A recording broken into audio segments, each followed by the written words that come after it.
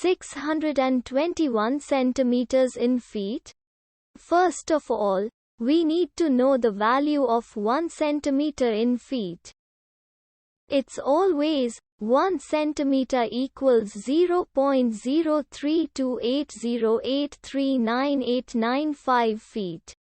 Now we have to multiply 0.03280839895 by 621. Therefore, 621 centimeters times 0.03280839895 feet equals 20.3740157479 feet.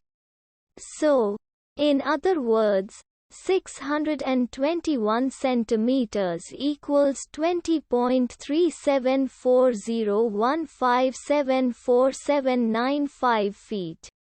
We hope you have enjoyed this video. Please like and subscribe to our channel for more videos like this.